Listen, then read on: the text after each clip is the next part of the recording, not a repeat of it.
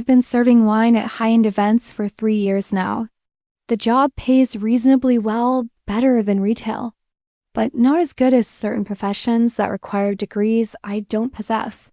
All you need to do is show up, wear a black vest and a white shirt, maintain a polite smile, and navigate through the crowd, with a tray containing champagne and miniature appetizers. The prices for these items are higher than my monthly rent, treating you like a piece of furniture, completely invisible. It's fine. I'm quite adept at being invisible. Since I was 6 years old, I've been doing this all the time. I work for Elite Events Catering, and tonight's gig is the opening reception. F.O. Duncan's gallery's new exhibit. High-end gallery, priceless art pieces, affluent guests. It was just another ordinary Thursday for me. But tonight, I saw something that would completely change my life, which was being offered for sale for $150,000. Have you ever come across something from your past that you thought was forever lost? Share your feelings in the comments section. The gallery was bustling with people. I had read about this avant-garde art exhibition. The exhibits were all works by unknown creators, children, vagrants, self-taught artists. It's the kind of stuff that wealthy people buy to make themselves appear cultured and compassionate. I adjusted my vest, picked up a full plate of champagne glasses, then turned and walked away. A woman dressed in a custom-made gown barely glanced at me before taking a glass of wine. "Victor, this series is absolutely stunning," said Victor Duncan, the gallery owner, around 60 years old with silver hair, impeccably tailored suits, and a look that screamed wealthy. "Thank you, Margot." I've been planning this series for decades. Each piece has its own story. From orphanages, foster care centers, to flea markets. It took me years to find these pieces. Why? At the time, I didn't know it, but soon enough, I would uncover the truth. I continued to move through the crowd, handing out drinks and collecting empty cups. As I turned a corner, I saw it, the painting. My entire body froze in place, and my tray nearly slipped out of my hands. The painting was small, about 30-40 centimeters, with watercolor and wax-based strokes on paper, framed in a dark wood frame that seemed quite expensive. The scene depicted an abstract blue-yellow whirlpool, one tall and one small holding hands, though it was difficult to tell whether they were merely touching fingertips. This was something a 6-year-old child could create. But in the lower right corner, almost unreadable, were 3 letters written in green crayon: Angela, my mother's name.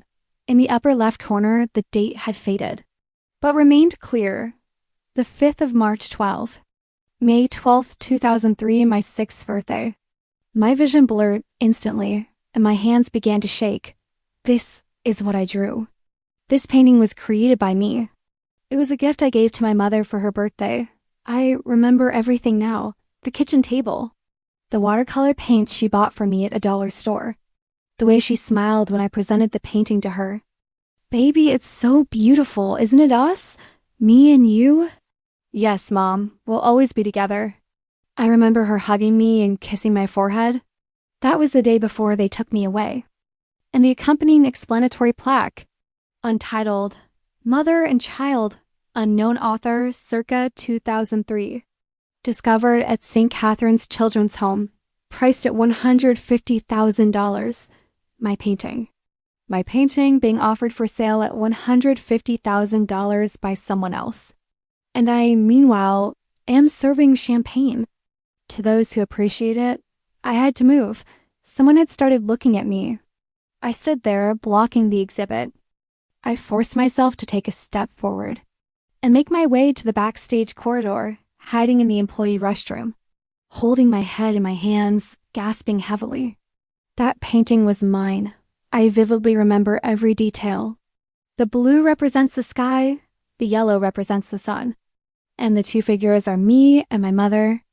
I wrote Ang because at that time, I couldn't spell her full name correctly. I wrote the date because she had just taught me how to write numbers. How proud I was of that painting back then. But the next day, the social worker arrived. It was Victor Duncan. Now I remember everything. He was very thin back then, and his smile was overly insincere.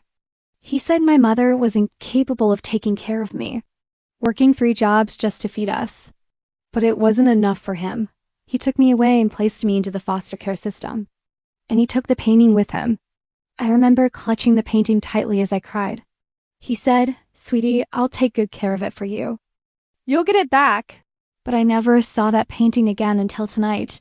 I stood up, washed my face, and looked at myself in the mirror. It had been 22 years. I'd been in the foster care system for 22 years, having lived with 7 different foster families. By the time I turned 18 and left as an adult, I had nothing. Yet Victor Duncan, holding my paintings, was seeking to sell them for a high price of $150,000. I stepped out of the bathroom and headed straight for the painting. Victor was standing nearby, talking to a couple who were most likely potential buyers. I approached him. "Sir?" He turned around, looked at me, and didn't recognize me at all. Of course, I was just a waiter.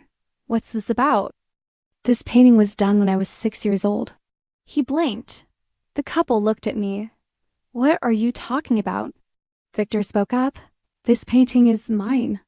On May 12th, 2003, the day of my 6th birthday, I painted it for my mother, whose name was Angela, so I wrote Ang in the corner." Victor's expression didn't change, but his eyes shifted, briefly. Was he recognizing something? Or was he afraid? "This is impossible," he spoke calmly. "This artwork was anonymously donated to St. Catherine's Children's Home by an unknown author. The author is me, Alan Perry. You took it from me. The social worker who took me away from my mother was you. You promised to keep the painting safe, but you lied. The guests around us all turned to look. The couple was fixated on us. Victor displayed a condescending smile. "Miss, I think you've mistaken things. Perhaps you drew a similar painting when you were young, but this piece has been professionally authenticated." "Who authenticated it?" "You. Professionals. Now, excuse me, but you're disrupting the event's order. I must ask you to leave." "I'm not leaving. This is my painting." A security guard immediately approached, tall and imposing. "Please escort this lady out." "Wait." The security guard grabbed my arm, applying a steady but not forceful grip. I looked at Victor, who had already turned away, utterly uninterested in my presence. "I'll prove it," I said in a volume loud enough for everyone nearby to hear. "I'll prove that this painting belongs to me and that you stole it." He didn't turn around. The security guard led me out. I sat on the curb, still wearing my waiter uniform, my hands shaking but my mind already racing with anger. My manager, Tony, emerged from the crowd and looked at me, confused and slightly annoyed. "Why are you sitting out here instead of working?" I saw a painting I drew as a kid being sold for $150,000, and when I confronted the owner, he had me thrown out. Tony sighed, rubbing his forehead like this was just another problem he didn't want to deal with. "You can't do that, Alan. You can't have conflicts with customers at an event like this. He stole from me. That painting is mine, and he's selling it like it belongs to him." Tony looked at me seriously, his tone turning colder, more practical than sympathetic. "Do you have any proof of that, or is this just something you feel?" "Not yet, but I'll find it. I know it's mine. I remember every detail of it." "Well, don't come back to work until you do. I can't have you causing trouble like this." "Tony, I'm sorry. I didn't mean to mess things up like this tonight. Just call me when you've sorted things out. Until then, stay away from events." He walked away, leaving me alone on the curb, jobless, angry, but more determined than ever. Victor Duncan stole from a 6-year-old child, and he's probably been doing it for decades. The next morning, I went straight to the library and sat down at a public computer. I typed in Victor Duncan social worker and started digging into his past. He showed up immediately, licensed in New York from 1985 to 2005, working in child protection services. In 2005, he quit and opened Duncan Gallery, specializing in so-called outsider art. The timeline lined up too perfectly, and it made my stomach turn as I kept reading. Articles praised him as a visionary who rescued forgotten art from obscurity. I kept digging and found more interviews, more praise, more carefully crafted lies. Duncan Gallery's collection was described as rare children's works, discovered and preserved by Victor. The forgotten artists he talked about weren't forgotten. They were erased. And I was one of them. I needed proof, something undeniable that would expose him for what he really was. The painting was still in his possession, and I had no photo, no document, nothing official. We were too poor back then to even own a camera, so there was no record of it. But I had something better details, only I could possibly know. On the back of that painting I had written in crayon, "To Mom, love, Alan." If those words were still there, then the painting was undeniably mine. I just needed to see the back of it. 2 days later, I called Duncan Gallery and asked to speak with Victor directly. The receptionist answered in a polite, rehearsed tone, clearly used to dealing with wealthy clients. "Hello, thank you for calling Duncan Gallery. How may I assist you today?" "I am interested in purchasing a piece from your non-mainstream collection." "What kind of piece are you looking for specifically?" "A watercolor painting of a mother and child." "I'd like to view it in person." "Of course. I'll connect you to Mr. Duncan right away." A few seconds passed, then a calm, confident voice came through the line. "This is Victor Duncan speaking. How can I help you?" "Hello, Mr. Duncan. My name is Claire. I'm interested in that watercolor piece." "I see. Are you a collector? Or new to acquiring artwork like this?" "My family collects, but I'm just starting. I have a budget of around $200,000. When would you like to come in and view the piece?" "Tomorrow afternoon around 2, if that works for you." "Perfect. I'll have the painting prepared and ready for your viewing." I hung up and stared at my reflection in the computer screen for a moment. Tomorrow, I would finally see the back of that painting and prove everything. The next day, I stood outside Duncan Gallery wearing borrowed clothes from my roommate. A fitted jacket, tailored trousers, oversized designer-style glasses. I looked like money. I took a deep breath, straightened my posture, and walked inside like I belonged there. The receptionist greeted me immediately with a bright professional smile. "Hello, how can I assist you today?" "I have a 2 o'clock appointment with Mr. Duncan. Claire Payne." "Of course. One moment while I inform him that you've arrived." She made the call, and within minutes, Victor himself walked out to greet me. For a split second, I thought he might recognize me from the event, but he didn't. "Miss Payne, it's a pleasure to meet you. Thank you for coming in today. Thank you for seeing me. I've been very curious about this particular piece." "No offense, but I assume you mean the mother and child watercolor?" "Yes, I'd like to take a closer look at it before making any decisions." "Of course. Please, follow me." He led me into a private viewing room, softly lit and carefully arranged. The painting sat on display, illuminated like something sacred and untouchable. My chest tightened, but I forced myself to stay calm, to play my role. "It's quite powerful, isn't it?" Victor said, watching my reaction closely. "It feels emotional, almost raw, like it's trying to say something." "That's exactly what makes it so valuable. It speaks without words." "May I take a closer look?" I asked, stepping toward the painting. "Of course, take all the time you need." I examined every detail, every stroke, every line I once made as a child. The blue and yellow swirl, the 2 figures, the small green egg in the corner. The description says it was found at St. Catherine's Children's Home. Yes, discovered during a storage cleanup back in 2003. A lie. Every word of it was a lie. "May I see the back of the painting as well?" I asked calmly. He hesitated for just a moment, and that moment told me everything. "The back? It's professionally sealed for preservation purposes." "I understand, but I'd like to see everything before making an offer." "That would require removing the protective backing, which could risk damage. I am willing to take that risk." "I don't buy anything without full inspection." "All right, I'll get the tools." The moment he left the room, my heart started pounding violently in my chest. This was it. The truth was about to be revealed. When he came back, he placed the painting face down on the table carefully. He removed the nails one by one, peeling back the protective paper layer. I held my breath as the back of the original painting was finally exposed. There it was. On the aged paper in uneven green crayon, unmistakably written.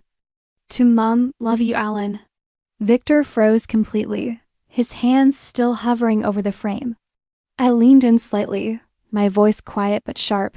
What does it say? He didn't answer, but his silence was already an answer. It says, to Mom, love you, Alan, doesn't it? He slowly looked up at me, and this time he really saw me. Recognition hit him all at once, and the color drained from his face. You were the waiter at the opening reception. My name is Alan Perry. 22 years ago, you took me from my mother. And you took this painting the same day you took me away. You said you'd keep it safe. Instead, you tried to sell it for $150,000. No, that's not what happened. My name is on the back. That is my handwriting. This painting is mine. You can't prove that, he said, stepping back, trying to regain control. I just did. My name is right there in front of you. There are many children named Alan. That could belong to anyone. May 12th, 2003, my 6th birthday. I painted this for my mother, Angela. The next day, you came to our home and took me away from her. You told me you'd keep the painting safe. You lied. His face turned pale and his voice lost its confidence completely. I don't know what you're talking about. You need to leave. I'm not leaving. This is mine.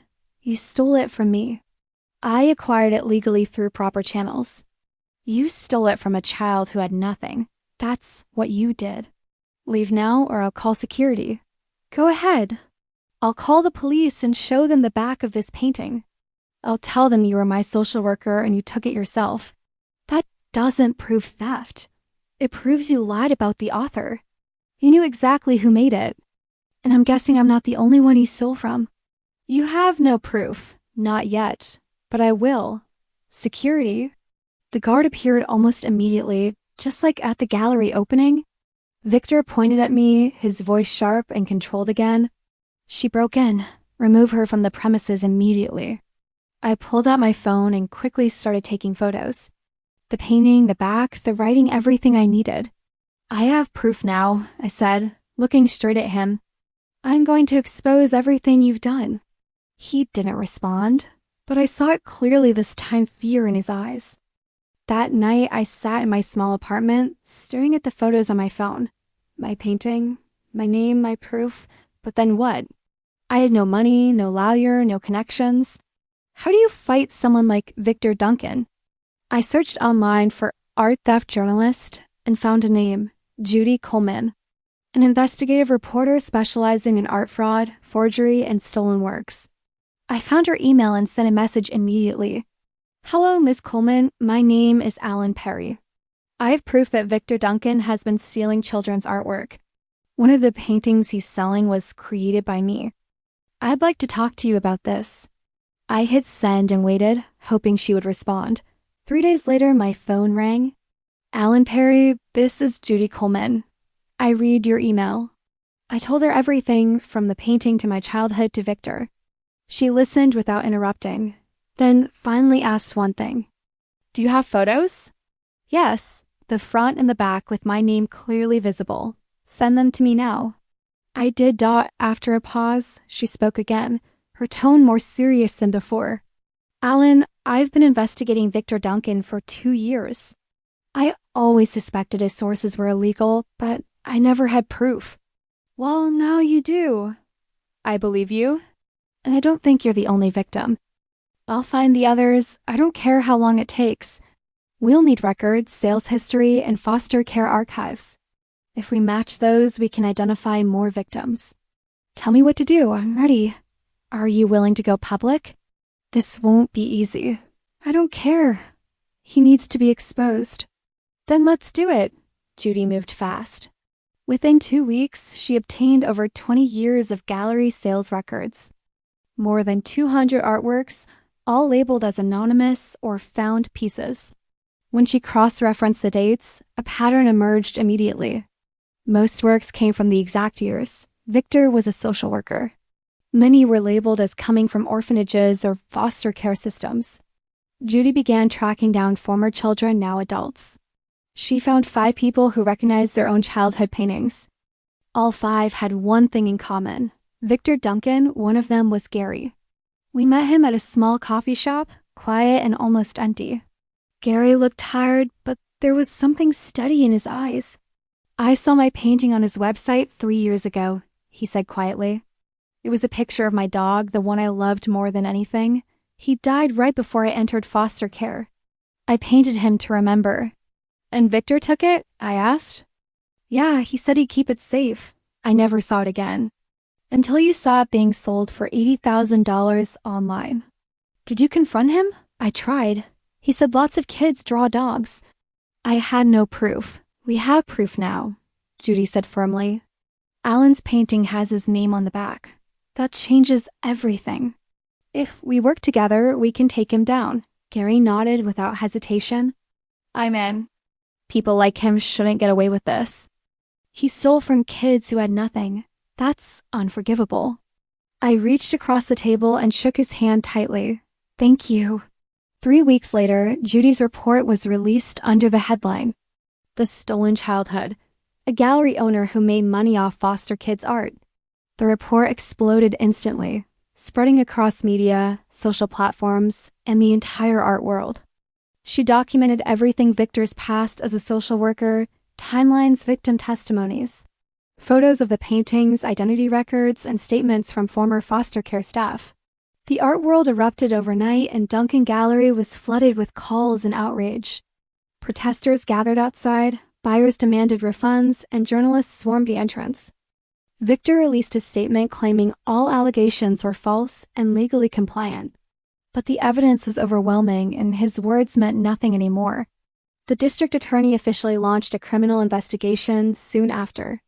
A month later, I received a call from the prosecutor's office about the case. "Miss Perry, we have enough evidence to indict Victor Duncan on multiple charges. We would like you to testify when the trial begins." "Of course, I'll testify. I've been waiting for this moment." "There is one more thing we found while reviewing your case records." My heart tightened immediately as I leaned forward, gripping the phone. "What did you find? What kind of documents are we talking about?" "Reports, court filings, and records of your mother trying to regain custody." "She tried?" My voice broke before I could stop it. "For 4 years, she filed applications, attended hearings, and completed all requirements. She did everything the court asked of her without missing a single step. Then why didn't she get me back?" The social worker, Victor Duncan, filed repeated reports claiming she was unfit. He said she missed interviews and failed drug tests. But we found contradictions. The dates were falsified, and the tests never existed. "He lied," I whispered, my entire body going cold. "That is what the evidence suggests." "He likely fabricated reports to keep you in the system." "Why would he do something like that to a child and her mother?" "We suspect financial motives, possibly payments tied to foster placements. And it appears he also gained access to your personal belongings, including your artwork. And my mother. What happened to her?" There was a long silence before the prosecutor finally spoke again. "Miss Perry, your mother passed away in 2007 due to pneumonia complications." My world collapsed in that moment, like something inside me shattered completely. "She's dead?" "I'm very sorry." Medical records show she was also suffering severe depression. I couldn't speak. I couldn't breathe. I couldn't process anything anymore. There's more. Before she died, she wrote letters to the court, begging to see you. She kept all your paintings in a box. We've recovered it as evidence. When the case is over, everything will be returned to you. I broke down completely, unable to hold back anything anymore. "She never gave up on you," the prosecutor said softly. "I think you deserve to know that truth." The next day they called again, this time with urgency in their voice. "Miss Perry, we found something unusual while tracing Victor's finances. In 2007, the year your mother died, $120,000 was transferred into his account. And for the next 20 years, regular payments continued into his name. The total has now reached approximately $1.9 million. I froze, trying to understand what I was hearing. "Where did that money come from?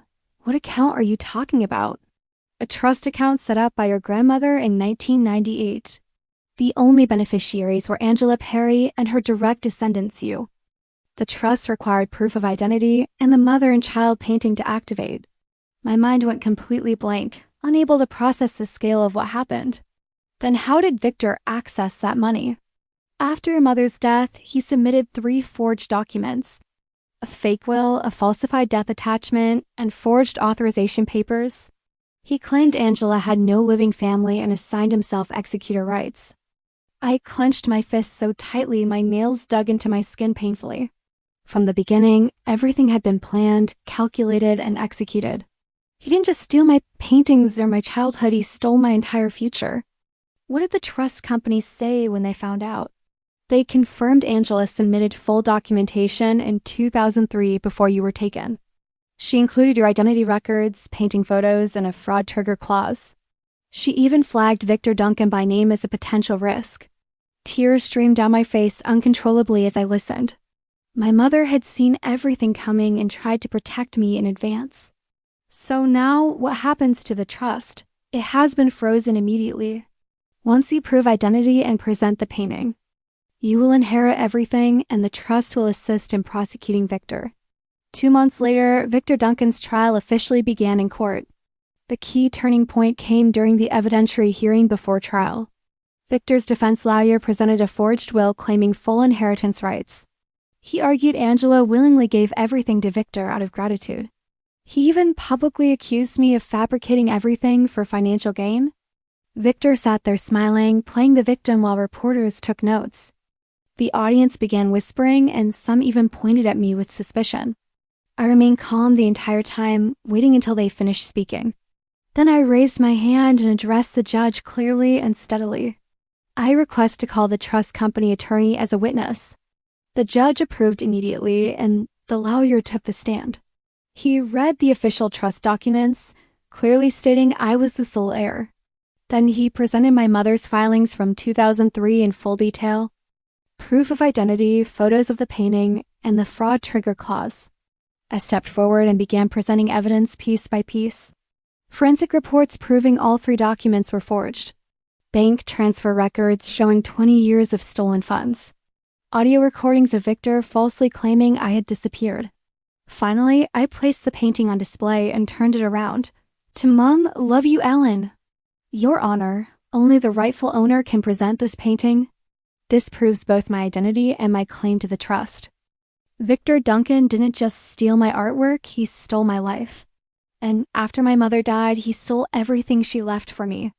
I looked at him directly, watching his composure collapse completely. His face turned pale, his hands trembling, his confidence gone. The courtroom exploded as the truth finally surfaced in full. His own lawyer withdrew from the case on the spot. The trust company filed criminal complaints for fraud and forgery. Former employees turned against him and submitted more evidence. Victor was completely finished. At trial, multiple victims testified, including Gary and others. The prosecution presented overwhelming evidence across all charges. The jury found him guilty on every count. Final sentence: 12 years in prison, full financial restitution. And all stolen artworks returned to their original creators. The judge looked at him and spoke with cold finality. You were entrusted with protecting vulnerable children. Instead, you exploited them for your own gain. There is no excuse for what you have done. Victor was handcuffed and taken away. I watched him leave without satisfaction, only a quiet sense of closure. 3 months later, my painting and my mother's box were returned to me. I opened it slowly, sitting on the floor of my apartment. Inside were dozens of drawings from when I was 5 years old. Crayons, watercolors, markers, pieces of a childhood I barely remembered. At the bottom were letters my mother had written to the court. Please, let me see my daughter. I did everything you asked. I think about her every day. Please tell her I love her. I'm sick, but I won't stop fighting. I need to bring her home. The final letter was written 2 weeks before she died. I'm so tired. If anyone can, please tell her I love her. I never gave up. I'm sorry I couldn't bring you home. I broke down completely, holding the letter close to my chest. She loved me. She fought for me. I just never knew. Judy helped me find her grave in a quiet, small cemetery. The stone read, Angela Perry, 1975 to 2007, beloved mother. I knelt down and placed the painting against the tombstone gently. "Hi, Mom," I whispered, my voice barely steady. "I'm sorry it took me so long to find you. I didn't know you were fighting for me all this time. I got the painting back, just like I promised. I love you, I always have." The wind moved softly through the trees around me. I sat there for a long time, finally feeling whole again. 6 months later, all the stolen paintings were returned to their creators, and the truth was finally restored. Gary got the painting of his dog back and broke down the moment he held it in his hands again. Some of the other victims chose to sell their paintings because they needed the money to survive. Others kept theirs because those pieces were the last memories they had of their childhood. I hung my painting in my apartment where I could see it every single day without fail. It reminds me of my mom, of the love she gave me, and everything she sacrificed for me. Judy won an award for her reporting, and her work changed more than just our lives. New laws were introduced, bringing stronger regulation and protection for children in foster care. Gary and I stayed in touch, and over time we became close friends. Sometimes we'd sit in a cafe together, talking about our childhood and the things we went through. We talked about our mothers, about the system that failed us, and how we were trying to heal. Because for the first time in our lives, we were finally starting to move forward. I'm not a waiter anymore, and I never went back to that life again. After the trial, Victor's assets were liquidated and compensation was distributed to all victims. I received $80,000 that rightfully belonged to me, money that should never have been taken. As for the trust fund my mother left behind, I chose not to touch most of it. Following her last wish, I donated the majority to art therapy programs for foster children. I kept only a small portion, just enough to rebuild my life and start over again. With that and the compensation, everything in my life began to change. I went back to school and applied to study art therapy professionally. I want to work with children in foster care, to teach them how to draw and express themselves. I want to help them process the trauma inside them, the same way art once saved me. 3 years ago, I walked into a gallery carrying champagne, invisible to everyone around me. I saw my own painting hanging there, priced at $150,000, like it meant nothing to anyone else. I could have stayed silent and walked away like I always had before in my life, but this time I didn't. I walked straight up to the man who controlled everything in that room and spoke clearly. "Sir, this painting is mine. I painted it when I was 6 years old." He said it was impossible, that I was mistaken, that I didn't know what I was talking about. But I proved him wrong, piece by piece, until there was no lie left for him to hide behind. And in the process, I found something I thought I had lost forever. I found my mother again. She's no longer here, but her love is still with me in everything she left behind. In the painting, in the letters, and in the protection she built for me across life and death. And that is enough. It has to be enough. Which moment moved you the most in this story? Was it when Ellen first saw the painting in the gallery? Or when she discovered the handwriting on the back that proved everything? Or was it the moment she learned her mother had fought for her until the very end? Feel free to share your thoughts and your own experiences in the comments below. If this story about stolen childhood, a mother's love, and justice touched you, don't forget to like and subscribe for more stories like this. Stories that expose power, reclaim what was taken, and honor the people who never gave up on us. Turn on the notification bell so you don't miss the next story. Thanks for watching, and I'll see you in the next one.